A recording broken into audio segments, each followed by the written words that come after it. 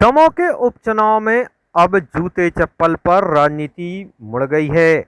भाजपा के प्रत्याशी राहुल सिंह के चचेरे भाई और लंबे समय से पिछड़ा वर्ग के लोगों के लिए संघर्ष कर रहे वैभव सिंह चुनाव मैदान में हैं। पेशे से एडवोकेट वैभव सिंह जिला पंचायत सदस्य रह चुके हैं और अब अपने ही चचेरे भाई के खिलाफ निर्दलीय मैदान में उतरे हैं। वैभव ने चुनाव चिन्ह जूता की मांग की थी, लेकिन तकनीकी कारणों से जूता चुनाव चिन्ह उन्हें नहीं मिल पाया, लेकिन उनके दूसरे ऑप्शन के तहत चप्पल चुनाव चिन्ह उन्हें मिल गया है। जूते की जगह चप्पल मिलने के बाद वैभव रिटर्निंग ऑफिसर के दफ्तर से बाहर निकले तो उनके हाथ में पुरानी चप्पलें थीं।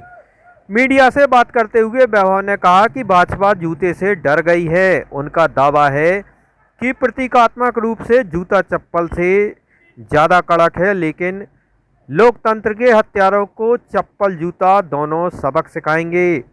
वैभव सिंह ने दावा किया है कि भाजपा और कांग्रेस तीसरे और चौथे नंबर के लिए संघर्ष कर रही हैं। आप चुनावी मैदान में चुनाव चिन्ह जूता मांगा था, आखिरकार आपको चप्पल मिल गई, क्या कहना चाहेंगे?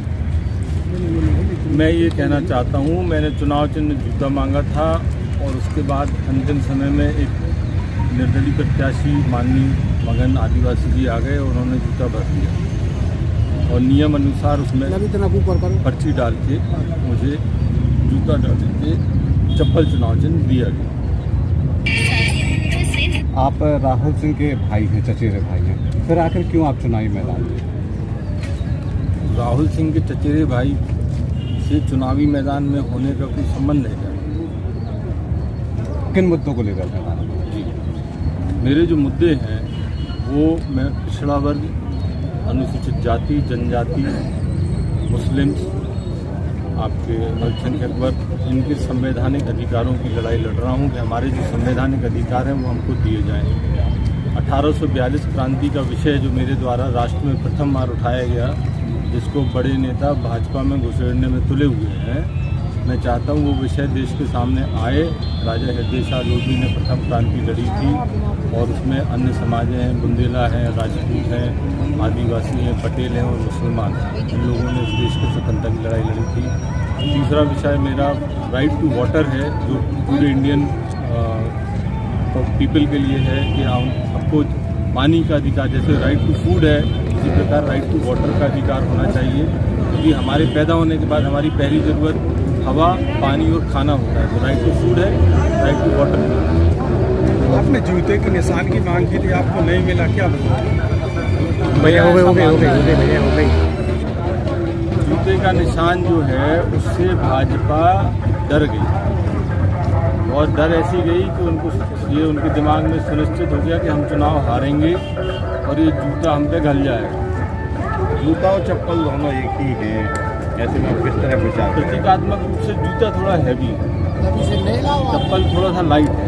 तो इसमें जूता अगर मिलता तो और ज़्यादा मज़ा आता, क्योंकि जूते का जो संदेश चप्पल का भी वही है कि इन लोगों को जो इस प्रकार के कृत्य कर रहे हैं, लोकतंत्र की हत्याएं कर रहे हैं, और उसमें दोषी दोनों हैं। ऐसा नहीं कि ये आरोप सिर्फ भाजपा पे है, इस समय वो आरोप भाजपा पे है, पूर्व में वो आरोप कांग्रेस पे भी रहे।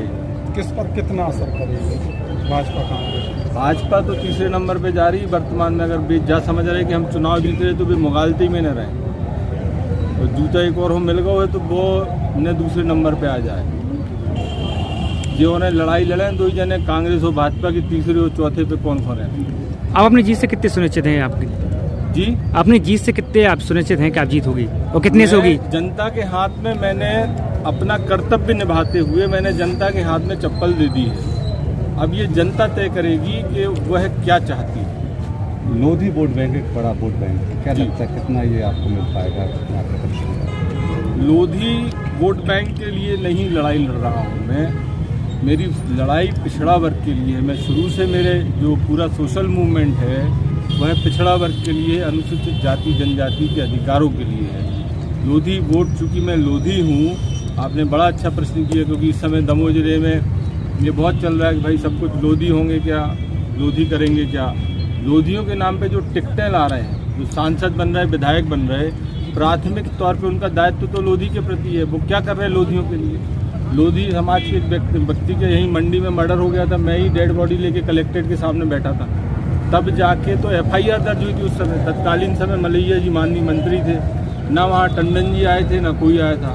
ऐसे ही शाखा गांव है, वहाँ पर लोधी समाज की महिला को मारा गया बहुत जम से, कुचर के 3-4 महिलाओं को। उस पर रिपोर्ट नहीं लिखी जा रही थी, न सांसद ने उसमें इंटरेस्ट लिया, न विधायक ने लिया। और वहाँ का विधायक भी लोधी, यहाँ का भी लोधी और सांसद लोधी, ठीक है ना। तो ये सब नपुंसक लोधी हैं, ये कोई काम के नहीं हैं। आपको स्पष्ट बता दूं, ना ये पिछड़ा वर्ग की आवाज़ उठाते हैं, ना अनुसूचित जाति जनजाति, ना मुस्लिम्स की किसी की आवाज़ नहीं उठाते, आम जनता की भी आवाज़ नहीं उठाते। जिले में सबसे ज़्यादा दल परिवर्तन लोधी समाज से किया गया, क्या कहना चाहेंगे?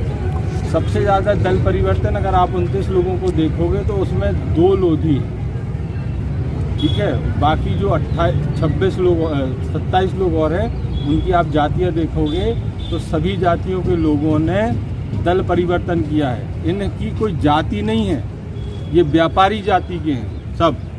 इनको व्यापार करना है, आपसे वोट लेना है, जीत जाना है और फिर बैठ के ऊपर मटकना है। तो ये चप्पल से उनका मटकना कम करना है, उनको बंद करना है सबको। खुशखबरी। अब आपके शहर दमोह में आर्थोपेडिक सर्जन, हड्डी जोड़ एवं स्पाइन रोग विशेषज्ञ doctor Ravindra Chaurasia, MBBS DNB, assistant professor, Bundelkhand medical college Sagar, Madhya Pradesh. उपचार सुविधाएं, सभी प्रकार के ऑपरेशन, हड्डी एवं जोड़ के फ्रैक्चर, आधुनिक पद्धति से उपचार, गठियावात, आर्थराइटिस, साइटिका एवं रीढ़ की हड्डी का उपचार, घुटना, कमर दर्द, हाथ पैर जकड़न एवं जन्मजात पैरों के टेढ़ेपन के उपचार के लिए हर रविवार को सुबह 10 बजे से शाम 6 बजे तक जानकी मेडिकल, यूनियन बैंक के बाजू में, राय चौराहा, दमोह में उपलब्ध रहेंगे। खुशखबरी। अब आपके शहर दमोह में पंचकर्म एवं बवासीर रोग विशेषज्ञ डॉक्टर राजकुमार पटेल, MD आयुष, जिला चिकित्सालय दमोह। उपचार सुविधाएं, भगंदर, फिशर, त्वचा रोग, चर्म रोग, जोड़ों का दर्द, मोटापा, थायराइड, बात रोग, गुप्त रोग एवं बवासीर का आयुर्वेद पद्धति से इलाज व ऑपरेशन किया जाता है। प्रतिदिन दोपहर 12 बजे से शाम 7 बजे तक। श्रद्धा मेडिकल, मानस भवन, सरकारी अस्पताल के पास, दमोह, मध्य प्रदेश।